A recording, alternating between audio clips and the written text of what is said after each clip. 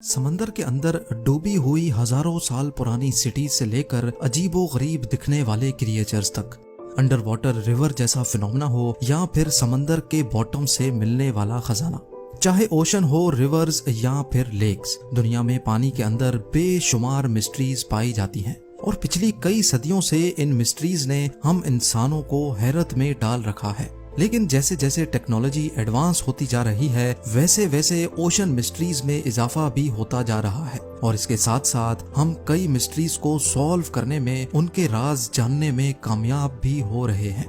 Zeme TV की videos में एक बार फिर से खुशामदीद। नाजरीन, समंदर में अर्थक्वेक्स और वोल्केनो फटने से बहुत बड़ी वेव्स पैदा होती हैं। इन वेव्स को सुनामी कहा जाता है, जो बड़ी तेजी से साहिल पर मौजूद पूरे के पूरे शहरों को अपनी लपेट में ले लेती हैं। टोंगा के कैपिटल नुकुअलोफा के साहिल से 65 किलोमीटर दूर एक अंडर वाटर वोल्केनो है, जिसको टोंगा वोल्केनो कहा जाता है। जनवरी 2022 में ये वोल्केनो फटने से एक खौफनाक सुनामी ने जन्म लिया, जो सिर्फ 20 मिनट के अंदर अंदर साहिल तक पहुंच गया। और इसकी शिद्दत इतनी ज्यादा थी कि 2000 किलोमीटर दूर न्यूजीलैंड में भी इसको महसूस किया गया। टोंगा वोल्केनो को मजीद एनालाइज करने के लिए जब इसकी सैटेलाइट फुटेज का मुआयना किया गया, तो एक्सपर्ट्स ये देखकर हैरत ज़दा रह गए कि इस वोल्केनो की शिद्दत हिरोशिमा पर गिरने वाले न्यूक्लियर बॉम्ब से भी 100 टाइम्स ज्यादा थी। ये तो रहा अंडर वाटर वोल्केनो से पैदा होने वाले सुनामी का मामला। लेकिन रिसेंटली समंदर में और भी कई स्ट्रेंज फिनोमेना और क्रिएचर्स देखे गए हैं, जो शायद सुनामी की तरह इतने डेंजरस तो नहीं, लेकिन सबके रोंगटे खड़े करने में इन्होंने भी कोई कसर नहीं छोड़ी।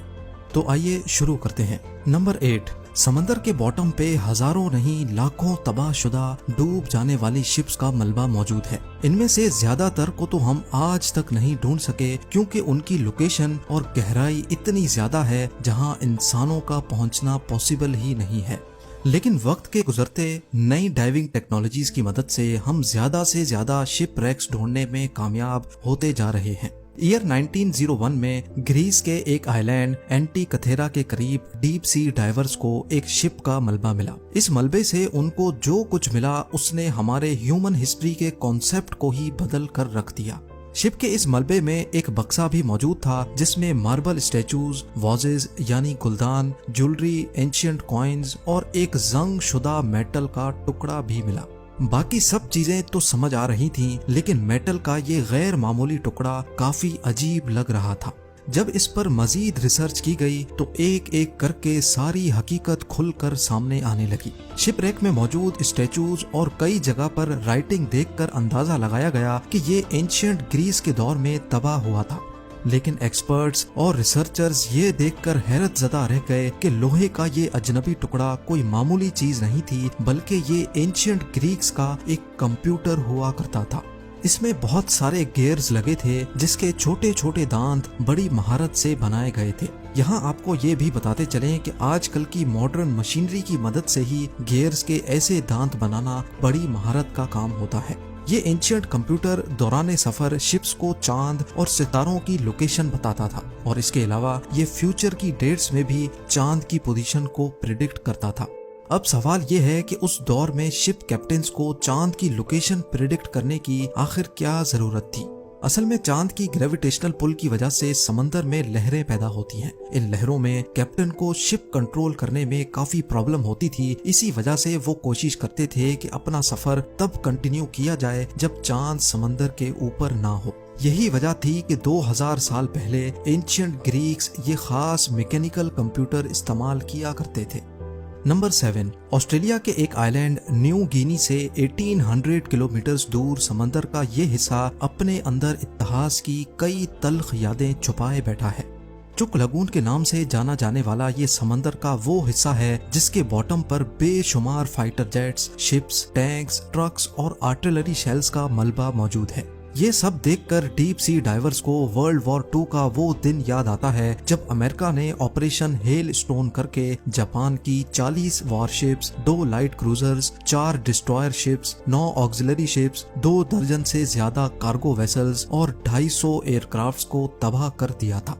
आज भी चुक लगून को अंडर वाटर ग्रेवयार्ड के नाम से याद किया जाता है, जहां सिर्फ चंद ही घंटों में हजारों जानें समंदर की नजर कर दी गई थी।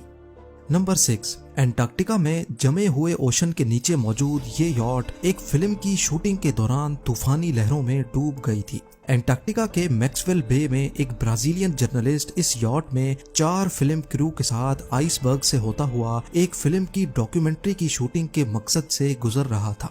तभी इनका रास्ता तेज तूफानी लहरों ने रोक दिया। तूफान की शिद्दत इतनी ज्यादा थी कि इनकी यॉट बर्दाश्त ना कर पाई और पानी में उल्टी होकर आहिस्ता आहिस्ता डूबती चली गई।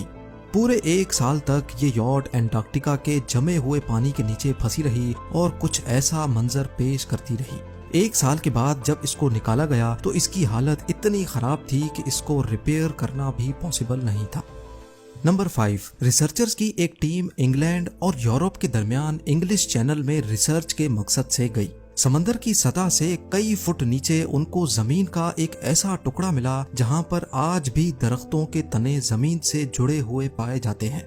ये मंजर काफी हैरत अंगेज मालूम होता है क्योंकि समंदर के अंदर किसी भी सूरत कोई दरख्त नहीं ग्रो कर सकता।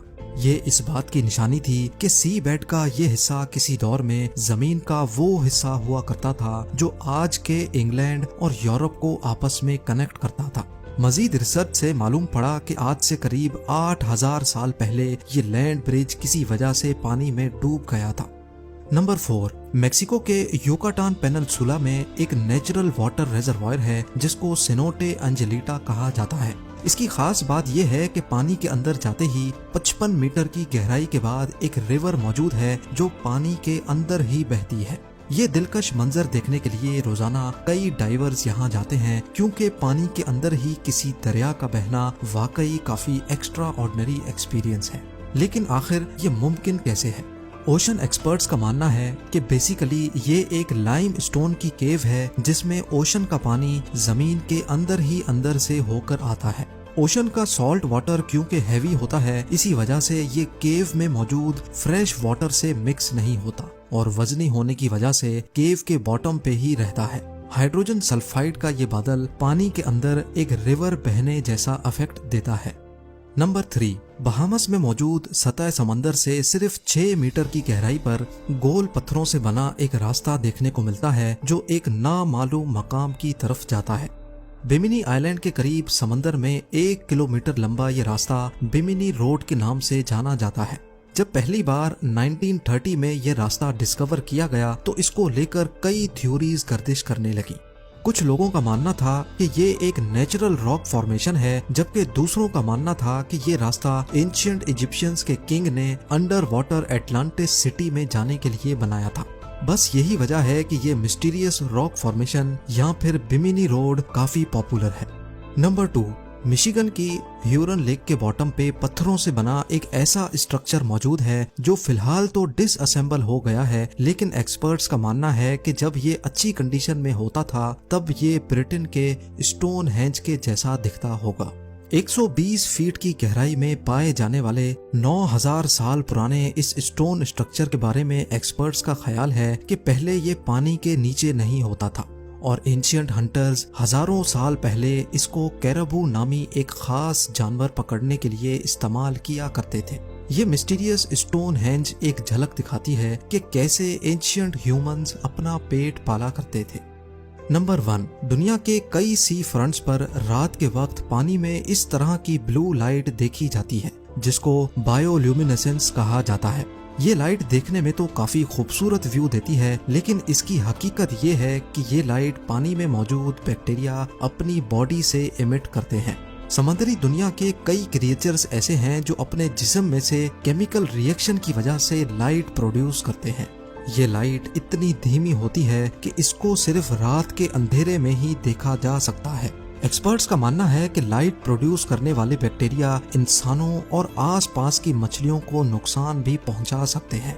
उम्मीद है जेम टीवी की ये वीडियो भी आप लोग भरपूर लाइक और शेयर करेंगे। आप लोगों के प्यार भरे कमेंट्स का बेहद शुक्रिया। मिलते हैं अगली शानदार वीडियो में।